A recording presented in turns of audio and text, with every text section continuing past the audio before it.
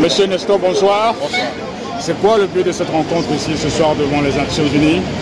Conscientiser le monde sur le respect des urnes, conscientiser le monde sur le respect de la dignité, conscientiser le monde sur le respect de l'intégrité et interpeller ceux qui dirigent le Cameroun aujourd'hui sur le respect des Camerounais. C'est vraiment pénible qu'un Camerounais aille aux urnes placer son vote et que l'on donne le résultat de son vote à quelqu'un d'autre. C'est inconfortable. Donc nous sommes là pour conscientiser le monde. C'est pourquoi nous sommes ici aux Nations Unies. Okay. Que dites-vous sur la situation actuelle au Cameroun à propos du Nord et Sud?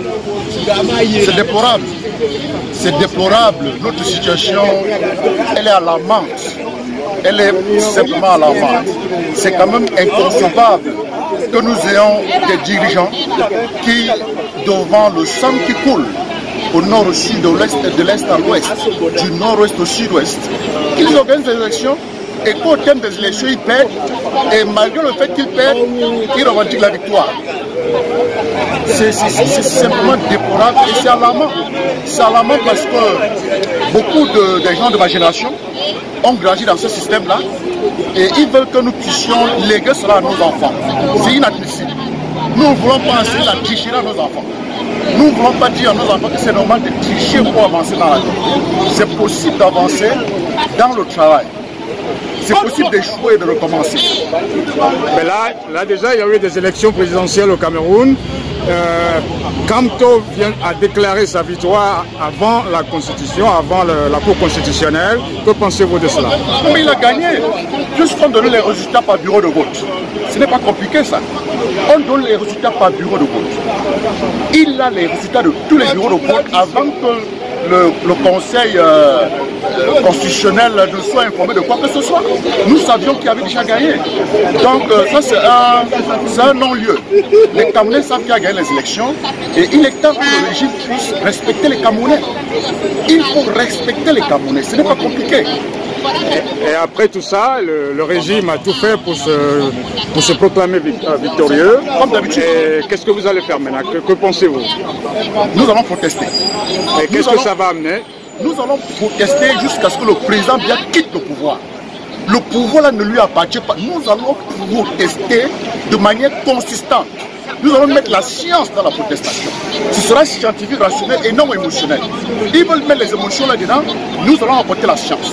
Les protestations vont continuer ici aux Nations Unies, partout à New York, à Washington, partout dans le monde, jusqu'à ce que le président quitte le pouvoir, qu'il remette le pouvoir à qui le doit.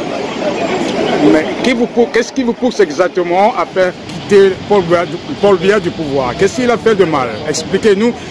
Peut-être qu'il y a d'autres qui ne comprennent pas, qui veulent savoir. C'est pas nous. Les Camerounais ont voté pour le président Kamto. Il y a eu élection, il était candidat. On ne l'a pas voté. Il a eu moins de votes et il arrache le pouvoir. Nous ne sommes pas en train de lui dire nous ne le chassons pas, mais nous disons respectons le résultat des urnes. Il faut qu'il respecte l'acte posé par les Camerounais aux urnes. Vous saviez déjà qu'il n'allait pas respecter les choses? Non, nous ne savions pas. Nous ne savions pas parce que vous savez, il n'y a que les animaux qui ne changent pas. Il a triché pendant 36 ans, on pouvait espérer qu'à la 36e année, il pouvait revenir aux bonnes mœurs, au bon sens, considérant surtout ce qui se passe au nord-ouest et au sud-ouest. Ça, c'est les indicateurs d'échec. Quand tu as pris un pays, quand toi, Paul Biya, tu as pris un pays en paix, un pays qui prospérait, et la fracture, il y a fusion de sang de tous les côtés, il y a la guerre au nord, l'économie est en train d'aller décroissant.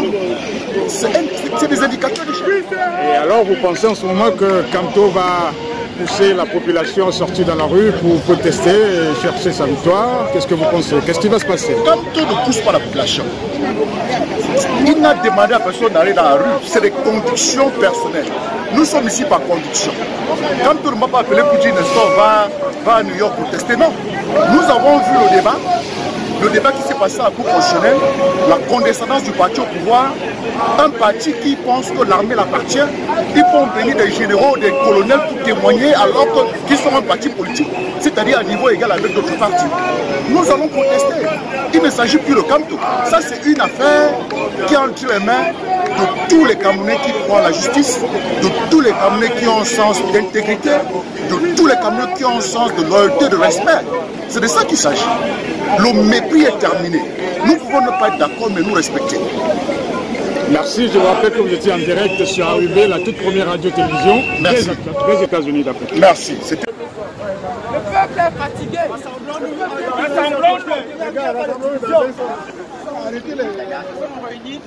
Pour dire non au hold-up électoral, non à la corruption au Cameroun, non à la misère, non aux tueries au nord et au sud.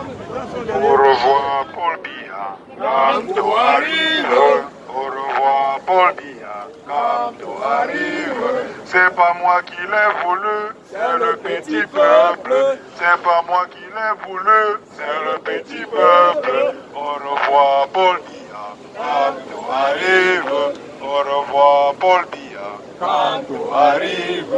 C'est pas moi qui l'ai voulu, c'est le petit peuple. C'est pas moi qui l'ai voulu, c'est le petit peuple. Au revoir Paul Biya, Kamto arrive. Au revoir Paul Biya, Kamto arrive. C'est pas moi qui l'ai voulu, c'est le petit peuple. C'est pas moi qui l'ai voulu, c'est le petit peuple. Au revoir Paul Biya. Bonsoir Monsieur Séverin, vous êtes en direct sur AUB, la toute première radio-télévision des États-Unis d'Afrique. Eh bien ce soir, vous êtes en présence, vous êtes devant les Nations Unies bien sûr. Vous protestez contre les élections présidentielles qui ont eu lieu au Cameroun récemment. Et quel est le problème exactement? Parlez-nous un peu de la situation au Cameroun.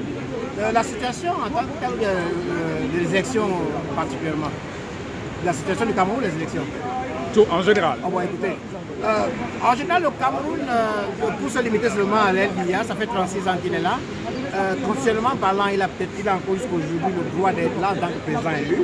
Mais il se trouve aussi que les élections qui ont eu le 7 octobre dernier se trouvent être une élection, une farce.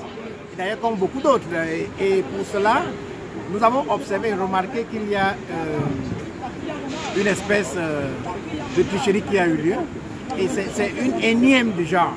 Nous avons un conseil constitutionnel qui était à la solde de M. Biya, nommé entièrement par M. Biya, et qui n'était pas là pour dire le droit, mais n'est-ce pas, pour rendre un service particulier de M. Biya. Et c'est ce que nous dénonçons aujourd'hui. Nous n'avions pas de problème. S'il avait été élu à 70%, comme il le dit, c'est quand même curieux qu'à 70%, être élu à 70%, on militarise la rue le lendemain. C'est quand même curieux qu'être élu à 70%, on se cloître quelque part.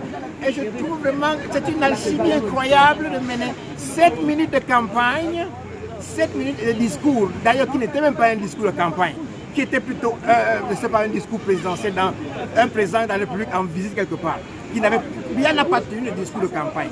Biya a tenu un discours comme président de la République et pendant 7 minutes, et s'en est allé. Maroua, qui était une ville pleine de trous, est resté avec ses trous. Et on nous dit qu'à travers ça, il a pu être élu. Écoutez, ne vous foutez pas la gueule des gens. C'est surtout ça qu'il faut. On connaît tout ça. Et selon votre confrère tout à l'heure, que dites-vous à la France? Vous pensez que la France est derrière tout ça? Écoutez, moi je ne suis toujours pas de ceux qui aiment pointer la France du doigt. Moi j'aime bien, avant de regarder la France, qu'on se regarde nous-mêmes. Parce que sinon, nos lois internes, le code électoral en lui-même déjà est un problème. Avec ou sans la France, c'est un problème. Moi, je n'aime pas trop. Voilà. Parce que moi, je ne veux pas. La France, moi, pour ceux qui pour moi, la France, c'est une excuse. Vous comprenez? Parce que si on a un système électoral qui fonctionne bien, si on a un code électoral qui fonctionne bien, avec ou sans la France, ça sort. Si on a un fichier électoral qui n'est pas, n'est-ce pas, un fichier électoral complètement voodoo, Parce que si vous allez aujourd'hui à l'ECA, vous demandez à l'ECA, combien de personnes avez-vous inscrit? Combien de personnes sont récemment inscrites? Je doute fort bien que M. Eric Sousset, que je connais d'ailleurs très bien, aurait la peine à vous dire exactement les chiffres inscrits. Ça c'est un problème, c'est quelque chose qu'il faut relever. Et j'ai toujours trouvé curieux. Moi je dis curieux, cette façon de nous faire croire que le Grand Nord, je n'ai rien contre les habitants du Grand Nord, je trouve seulement que le nombre d'inscrits au Grand Nord est artificiellement bombé pour les histoires de convenance. Parce qu'il est impossible que pendant qu'on fait des campagnes de polio au Grand Nord, les campagnes de diarrhée, les gens ont la peine à se déplacer, les campagnes contre le sida ou quelque chose comme ça, les gens ont la peine à se déplacer pour suivre ces campagnes qui sont des campagnes de vie et de mort. Mais curieusement, pour s'inscrire sur l'élection nationale, on nous explique que le Grand Nord a 4 millions d'inscrits. Mais écoutez, ne nous foutez pas de le Grand Nord peut-être plus au monde, ça je n'ai pas de problème dessus. Mais je veux dire seulement que ce fichier électoral doit être dissous et tout doit commencer à zéro. Voilà surtout la préoccupation première. On doit refaire le corps électoral, donner même plus de temps aux Camerounais s'inscrire et puis aller de nouveau aux élections. Il est dangereux d'aller aux élections avec ce code-là, avec ce fichier électoral-là. Et il faut que tout soit clair. That's what I want to say. Okay? So we must make sure that everything works the way it should. Cédérino, merci d'être avec AWB, la toute première radio-télévision. Ok, nous espérons vous revoir la prochaine fois. Merci.